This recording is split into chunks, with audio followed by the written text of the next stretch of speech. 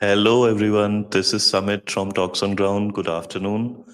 I am so thrilled to have Jamie Alter back again here. We are going to review Champions Trophy 2025, which starts in just 2 days from now in Pakistan and UAE. So, welcome, Jamie. How are you?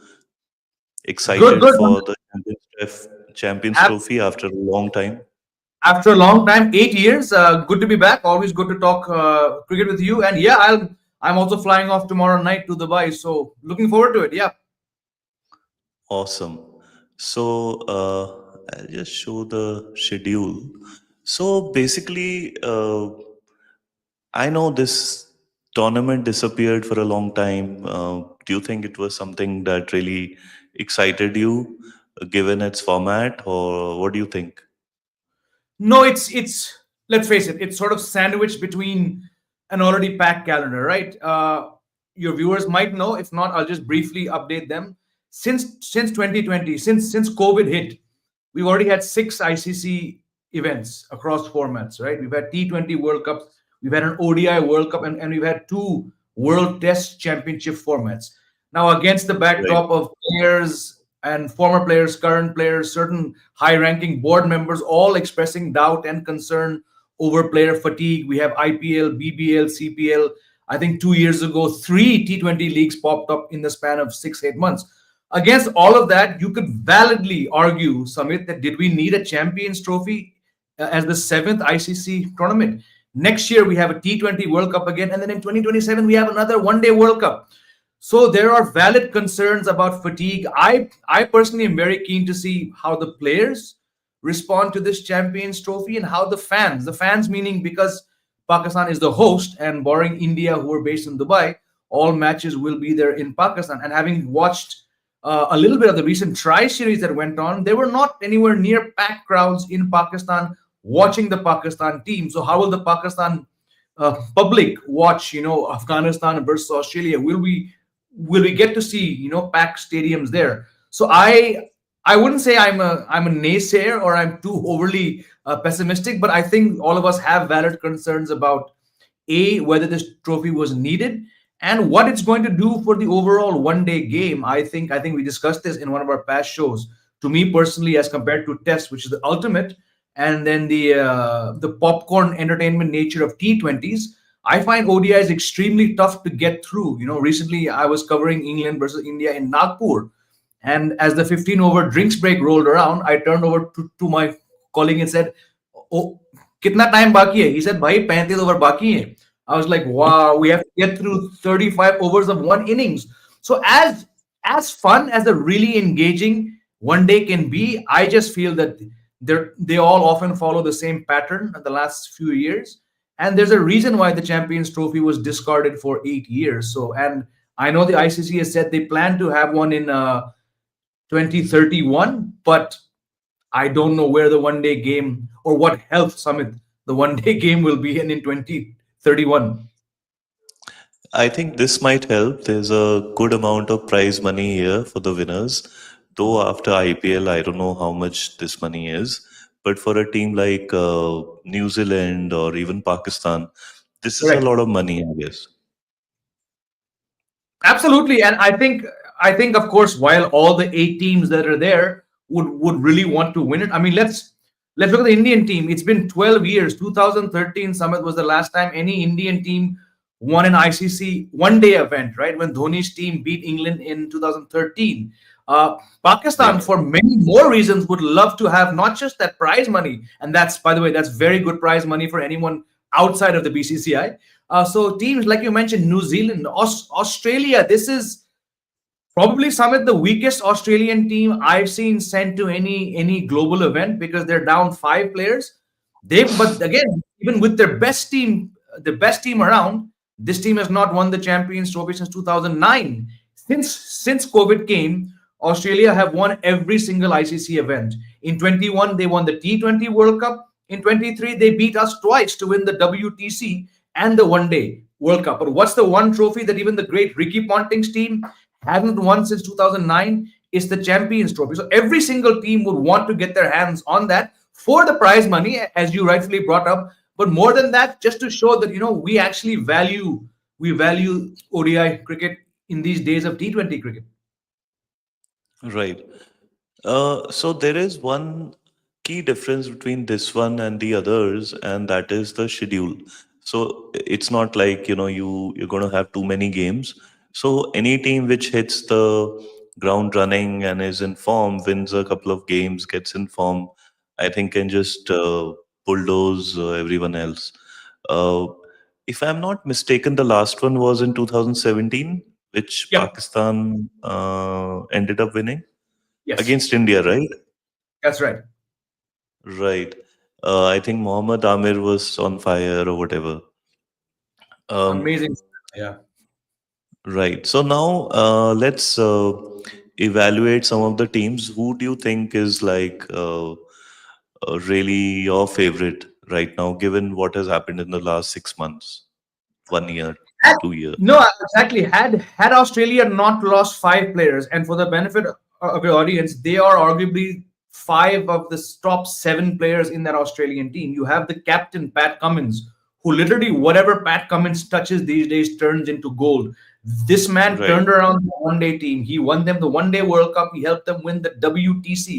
He's their captain. He's a very potent fast bowler. The two new ball bowlers of Australia, Mitchell Stark and Josh Hazlewood, who have won two one-day World Cups, they're not around. Right. Someone like a Mitchell Marsh, who bats at number three and on a given day can open the innings and do some really savage things. He's not around. And then Marcus Stoinis, the all-rounder, has retired from one-day cricket. What?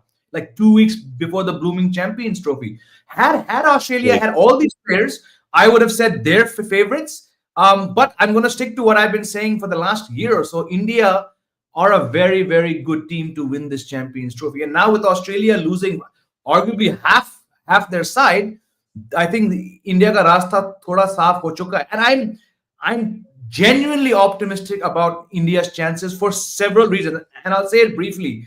One, they have pretty much locked in how to win one day cricket. I know they did not win the last World Cup, but it's a team with very, very few problems when it comes to one day cricket. That also speaks about the level of competition, Samit. I look at the Champions Trophy. As you mentioned, it's a very condensed format.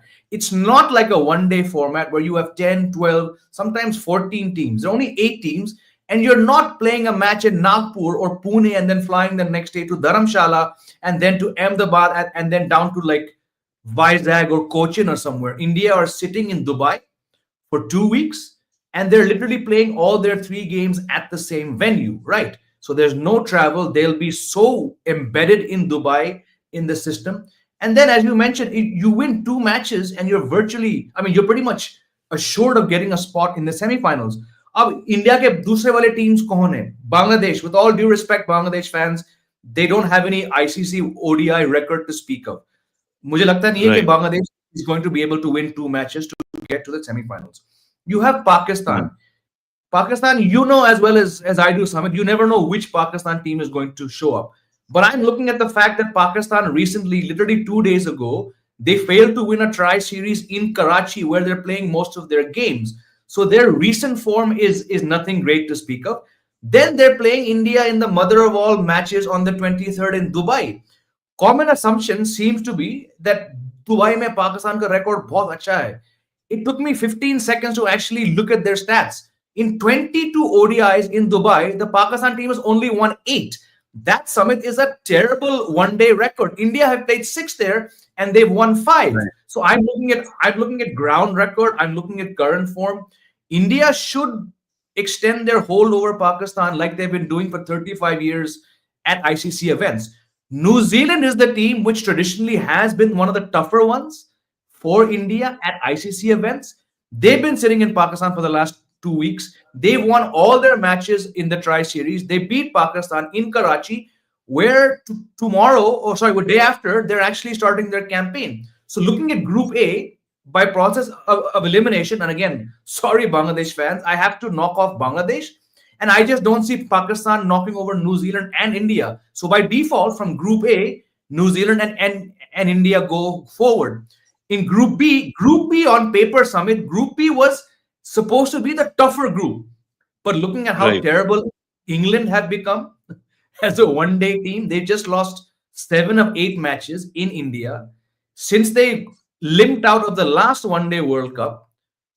In the first round, they've only won 4 out of 14 one-day matches. I don't see them, barring a miracle, going forward. South Africa are always a suspect team when it comes to ICC matches.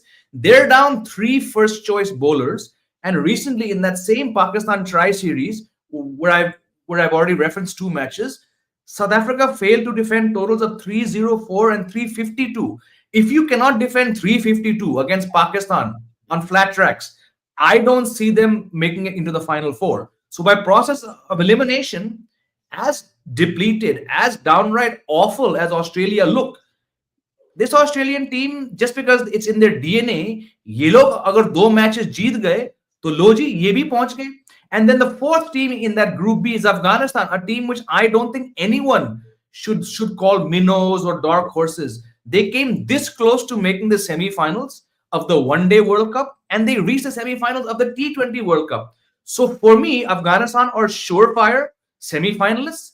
I know they've lost their 2 practice matches, but practice matches, Samit, they're not taken that seriously. So I'm looking at that group, and I'm seeing Afghanistan and Australia come forward. Now, having said that, on your live stream, watch something totally opposite happen, and your viewers saying, "Arey, isko kuch nahi aata, isko dobara mat lao." But right now, I see Australia and Afghanistan being the two likeliest teams to emerge from that Group B.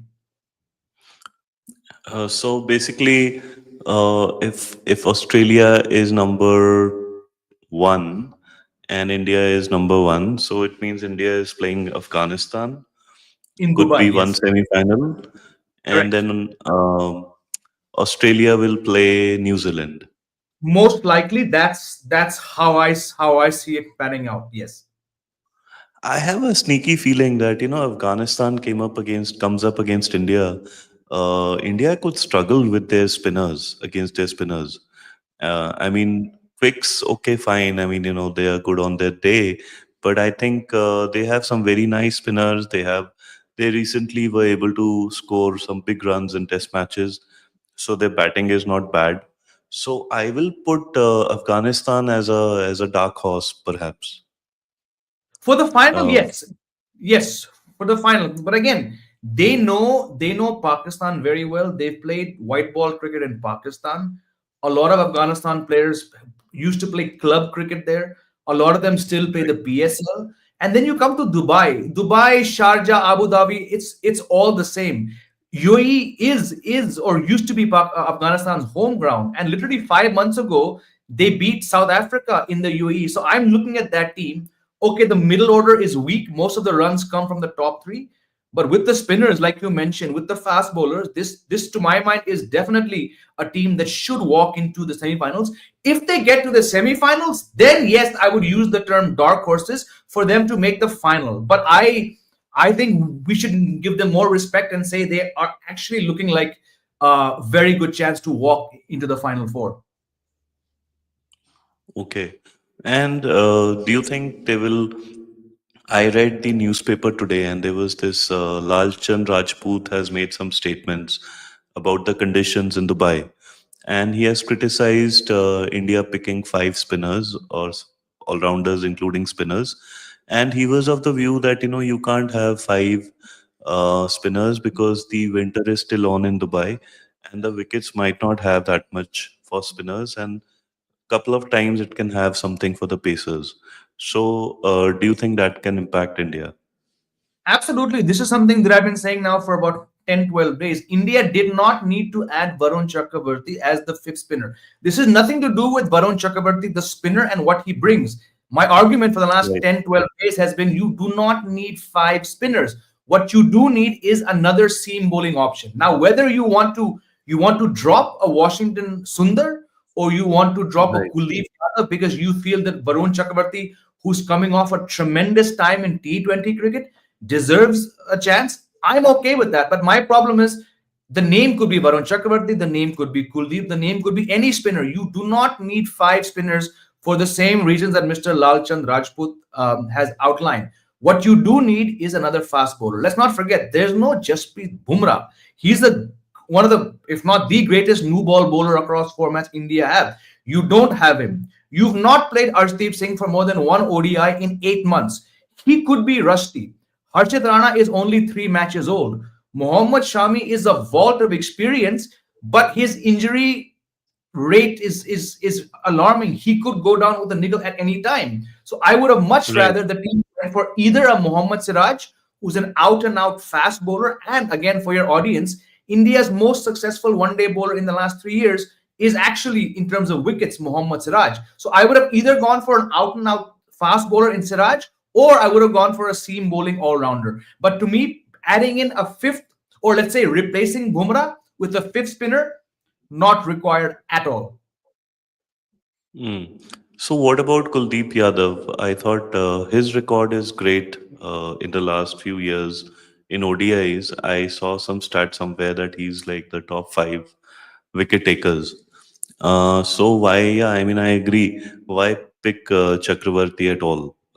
It's a waste of a spot. You could have got Siraj, or you could have even gotten someone new. I don't know what the status of that Mayank Yadav is. I keep going back to some real quick guys. No, I think it's Varun Chakravarti's rise as a T20 bowler, his success in domestic cricket. He was a leading spinner in the Vijay Hazare Trophy. But more than that, it's a fact that he had a massive role to play in KKR winning the IPL last year. And who was the mentor of KKR? Our current coach. So definitely, it's his proximity to Gautam Gambhir that sees him come in. I have nothing against Varun Chakravarti. I feel he does deserve a shot, but you didn't need a fifth spinner. That's why, like I said a few minutes ago, if the selectors, coach, and captain thought that they wanted Varun Chakravarti, by all means bring him in, but then drop another spinner. Why are you replacing Jasprit Bumrah with a spinner? That only leaves you a suspect Mohammad Shami, a somewhat injury-prone Hardik Pandya, a very raw and untested Harshit Rana, and then Arshdeep Singh. Arshdeep Singh is India's all-time leading wicket taker in T20 formats, but the guy's not even played 10 one-day matches. So on what one-day form are you playing him? So there are valid concerns, but as I said when this live stream started, even with this team, India should go unbeaten through the Champions Trophy and come back with the prize in hand. I'll have one more comment on India selection, and that is Harshit Rana. When I first saw him in this series against England, I was like, he's going to get thrashed all over. But then I saw that he has this knack of picking wickets, and he does bring a bit of pace and bounce to the table, which got him some wickets, and he's been a surprise package. But would was he like the first choice, or is this all about KKR? No, he's got a very good domestic record. In the few chances he played for India A with a red ball, he took two 4 wicket hauls, and that's what got him a ticket to Australia for those 5 Test matches. He was a massive role in KKR winning the title. We talk about their spinners. Varun Chakravarti and Sunil Narayan were brilliant, but more than Mitchell Stark, who I think at that time went for like 23 crores, Harshit Rana was a better contributor with the new ball in hand and in the death overs than KKR than Mitchell Stark. So yes, there's the IPL bias factor and Gautam Gambhir's proximity to him. But this is a bowler who I don't think any lobby has pushed him in, because he's been one of those young, quick bouncer bowling type fast bowlers who's come through. And as you briefly mentioned Mayank Yadav's name, there's so many bowlers who bowl quicker, but currently they're all either in rehab or they're coming off of rehab. So had these faster bowlers been available, you probably would have seen them come in. But you look at the landscape right now. The guy's quick, he's hustling batsmen with pace, and sabse badi baat, he's fit. So that's why they've gone. Because look, Mohammad Shami is barely touching 135. Arshdeep Singh is a prime bowler, but he's not quick. And the moment Hardik Pandya starts to bowl quick, we all say, "Arey yaar, mud dal," because your back will go out. India wanted one out and out quick bowler, Right. and I think they've gone for the best possible option. But I cannot stress enough they needed Mohammad Siraj in place of a fifth spinner. Right. Now, touching on some of the teams briefly, as you have already mentioned, Australia, they are missing some big guns. And I also think Cummins brings in that luck factor with his captaincy, which will not be there. But you can't count Steve Smith out, because he's got that a knack of being very turned on when he's the skipper. We all remember what happened a few years back. So he wants to win at any cost at times. Then you've got Pakistan, who I think in their own backyard, when the stadiums will be fuller, hopefully, and with all the pressure, and I kind of think that Rizwan also is not a bad captain from whatever I've seen of him. Might just, they only need two victories. They can afford to drop one game. Afghanistan would be a key game. Give Oh, sorry, that's they're in India's group, so Yeah, yeah. they'll have to play New Zealand and Bangladesh, right? So I think New Zealand has won a few games against Pakistan, but Pakistan would know what they are coming at them with. And Bangladesh, yes, they won a test series back, I think, last year in Pakistan, but Bangladesh, I'm not rating them too high in the one day format. I don't think their batting packs enough punch. Their bowling, they might be able to scramble together some spinners and a couple of quicks who are pretty good. So I give Pakistan an reasonable chance of reaching the semis. India Pakistan game, India is favorites, but you never know, how that goes. Um, what do you think? I know you are counting Pakistan out pretty much. I'm just counting them out because they don't have any good spinners right now. Their fast bowlers are blowing hot, blowing cold. The batting, just like Afghanistan's batting, basically revolves around the openers and their number four. Pakistan's batting revolves around Fakhar Zaman opening, and Babar Azam cannot buy a run these days. They've lost that young bright spot, Saim Ayub. Their batting pretty much starts at 4 and 5 and ends at 4 and 5. I'm talking about Mohammad Rizwan and Salman Agha.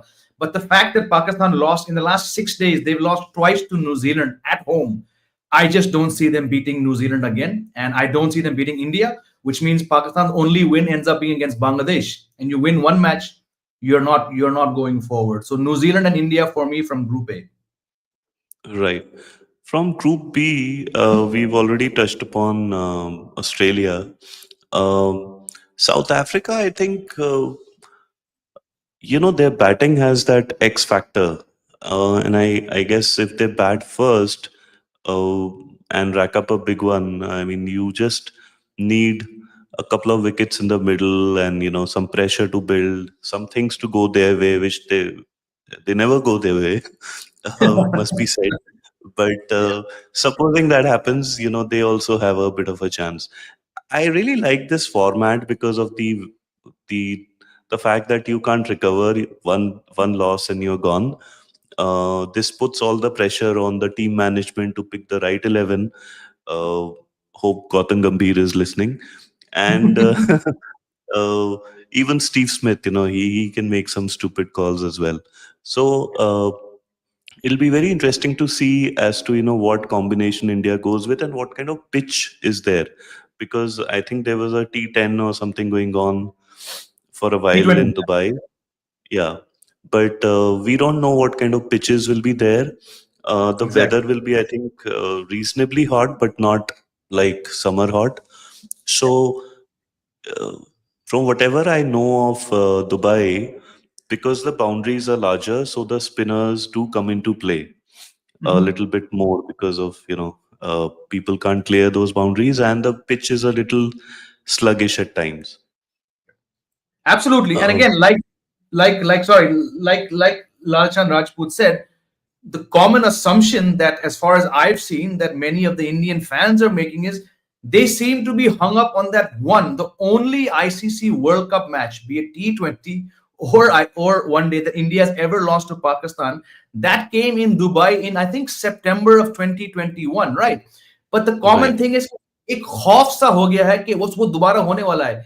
And I'm Samit, I might be proven utterly wrong and have egg all over my face, but you cannot compare one T20 match played in the month of September in Dubai during COVID, where the Indian team literally played the IPL and then followed by four test matches. That Indian team was fatigued, right? And also, like Lalchan Rajput, who spent a lot of time in the UAE coaching cricket, Feb, the ball's not going to seam. Okay, it's not England, it's not New Zealand, but traditionally Dubai in the first 10 overs of the power play, it does offer something for the fast bowlers. And no doubt there's going to be turn, but some of it's not going to be sharp turn. It's going to be like the word you used. It's going to be slightly sluggish. And what do India have to fall back on? You've got five very different spin bowlers. So I understand why they wanted to pack their squad with five spinners. But frankly, are they going to play all five spinners in the span of three matches? No. Ravindra Jadeja on status and on current form starts the match. Akshar Patel on form and status starts the first match. And then your third spinner, it's going to be one of the only two specialist spinners. Ya to Kuldeep, who to my mind still remains India's number one white ball bowler, or as I said, the flavor of this season, Varun Chakravarti. Washington Sundar, I like the guy. I like what he brings, but I just cannot for the life of me seeing him do anything in this tournament. Just like I don't see Rishabh Pant playing a game. So I still feel they were better off picking a fifth fast bowler. But going back to your question about the pitches, about the nature of Dubai and the spinners, I think India have all bases covered in that regards. And I know New Zealand could be that banana skin, but I think India should win all three league matches in Dubai. Great. So I will not push you on that again. uh, Then it's I good. see where you stand on that one. I wanted to touch base on the two more matters. One is the big one on 23rd, India Pakistan. Especially, I see a bit of a weakness. Going back to those Sharjah days. Of course, we've seen a complete reversal of that. But playing in Dubai was the only time India actually lost to Pakistan. So I don't know.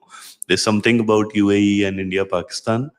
Uh, so if India was to, chase a big total, or if India doesn't put up a big total on the board, I see Pakistan really coming hard at India, and this could be a good game. I That's my feeling.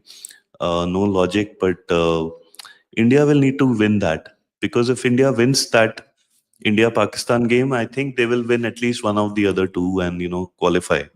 And that also spoils Pakistan's chances and safeguards India having to play them in a semi-final or final, Correct. because you don't want. We don't want it, but the host broadcaster will like nothing more than an India Pakistan semi-final or final. But again, I'm Right. on the same page as you. I think India should win rather comfortably their first match on Thursday against Bangladesh. Then they have Bangladesh. 2 days. They have 2 days to train, and then 23rd is the match against Pakistan. But like I've already Right. outlined in brief, I just don't see this Pakistan team with questions around their batting, with questions around their spinners, really pushing. I think we'll get a good game. I'm not for a second going to be a fool and say it's going to be one-way traffic. I think after a long time, we're going to get a close one-day match between these two.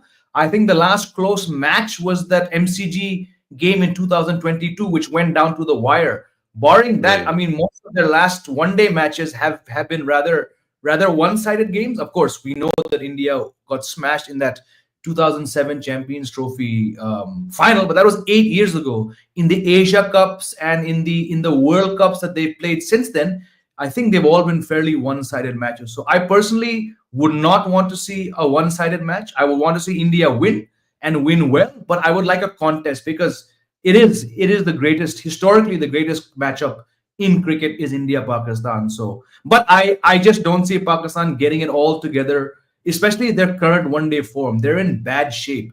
I just don't see them turning it around by the 23rd of this month. All right. Uh, Before I ask you for more predictions, I'm going to ask about Rohit and Virat. I know Rohit hit that great 100, but I was just watching that and I noticed that, on that pitch on that day, there was not much sea movement. And whatever it was, he did shape up well and, get behind the ball, especially when it swung. But England was really, really guilty of bowling in the wrong areas of Rohit, and then he didn't make a run in the next one. So, do you think he's back in form, or his agony continues? See, it's a tricky one because he never lost form in one day cricket. He lost form in test cricket, right? And he lost Right. form in test cricket to the extent that he's averaging under 11 in the last 5 months. Now, you can argue that just because the nature or the color of the ball has changed and the color of the jersey is changed, the pitch remains the same, the contest remains the same, and the same slowing reflexes which saw Rohit Sharma fare so poorly in red ball cricket. I'm talking about test matches, home, away, and in that Ranji match he played against Jammu and Kashmir. He didn't score runs there. So there's valid argument to say कि भाई जब वो यहाँ नहीं चल रहा है, how is he going to work in the one day format? I have a slightly different view, and I'm not saying that just by putting on a blue jersey you become a better batsman. But he's never been a very good test batsman. He and Virat Kohli are two of the all-time greats when it comes to white ball cricket. Rohit Sharma's got three double hundreds, so obviously he will have a certain confidence. He'll have a certain spring in his step when he comes out to face the new ball. That said, England bowled, to my mind, and I watched these matches at the ground. England bowled the same way to Rohit Sharma in all three matches. It was rather ordinary bowling. The Nagpur match, Mhm. Rohit Sharma got out to one of the filthiest balls that Saqib Mahmood should have or would have bowled to him. It was a half volley on the stumps. In days gone by, Rohit Sharma would have hit that into the second tier. What did he do? He chips the ball to mid on. So he failed in that innings to a, let's face it, to a shit ball, pardon my language. And third match, he again failed. He clicked in the second match, but it was not necessarily because England bowled any poorer. They still fed him half volleys on the pads and he failed in two matches. On all three wickets, Samit, all three wickets were 350 wickets. They were flat wickets. Mm. So by that token, Rohit Sharma should have scored more runs. But I, having watched that match, I took a lot of confidence. I think he hit seven sixes and he barely Right. missed time. Is that a return to form which leads me to believe he's going to go and be the highest run getter in Dubai? Absolutely not, because there's a different pressure of captaining India in an ICC event. The Dubai track is not a 350 track, it's probably a 280, 290 track. So Rohit, like Virat Kohli, will have to recalibrate his approach. But I'm willing to put my faith in saying that Rohit Sharma will have a decent Champions Trophy. And last word on Virat. Same thing. Virat Kohli was scheduled to play that first match. Then he got some pain in his right knee, so he did not miss the Nagpur match. He failed in the second match in Qatar, getting out to his nemesis Adil Rashid. And then that final match, he got a half century off. I think he got a run a ball half century. Again, is that enough to expect him to go and score 200s in the Champions Trophy? No. But somehow I have tried hard, and I think I've succeeded, to be honest, in detaching the impression of these two guys struggling in Test cricket and red ball cricket as compared to white ball cricket. I mean, Virat Kohli's got 50 one-day hundreds, right? This is the Mm. format where, with all due respect to what he's achieved in Test cricket, 30 Test hundreds is no joke. But I've always felt that his best format, where he's done the greatest things, has been the one-day format. Yes, opposition spinners, Bangladesh included, will probably keep him quiet in Dubai. But the champion player that he is, if he digs down into that reservoir of whatever talent he has and says, boss, इस बार कुछ करना है, I would not rule off 250s out of four matches or five matches at the best for Virat Kohli. And if that wonderful feeling of Virat Kohli negotiating, maneuvering his way through the middle overs comes, and he sets himself up for a late slog in the last 6 overs, you never know. He may get 100. So odds are stacked against them. Logically, statistically, Summit of them having a bumper series, which is why I'm not saying they're going to be the best batsman. I think Shubman Gill will be India's best batsman. But just like I'm not ruling out Australia, I cannot, in the white ball format, I cannot rule out Virat Kohli and Rohit Sharma from leaving their mark on this Champions Trophy. So I'm giving you the stage now to make your final prediction. I know you almost got that India Australia thing right, except for that last one crazy hour in Sydney. Um, you came closer because there were times when I thought India will go down 3-1, 4-1, or maybe India will win 3-1, 4-1. But I thought you got it pretty right. So what are you thinking? Who are the two teams making the finals and who's winning it?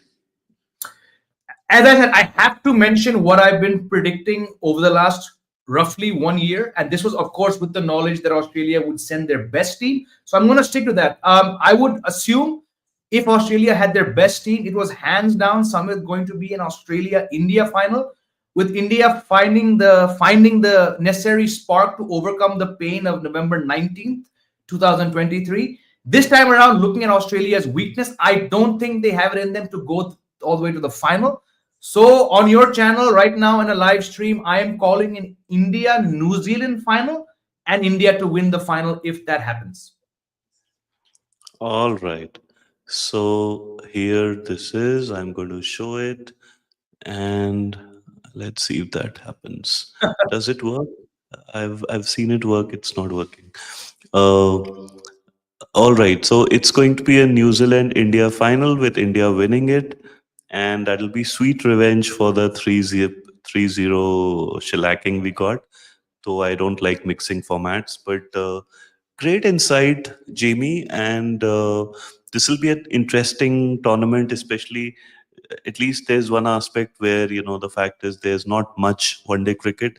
So we do look forward to this. It's starting in 2 days with Pakistan taking on New Zealand, and India starts their campaign on the 20th, and then they take on Pakistan on 23rd. So we will come back and hold Jamie to his predictions after the Champions Trophy is over, Definitely, definitely. and hopefully India will do well, and we'll have some entertaining cricket. So thank you for joining in. Thank you, Jamie. Have a good one. You were great again. Thank you so much for your time. My pleasure. Thank you, Samit. Always fun talking to you. Great. Thank you.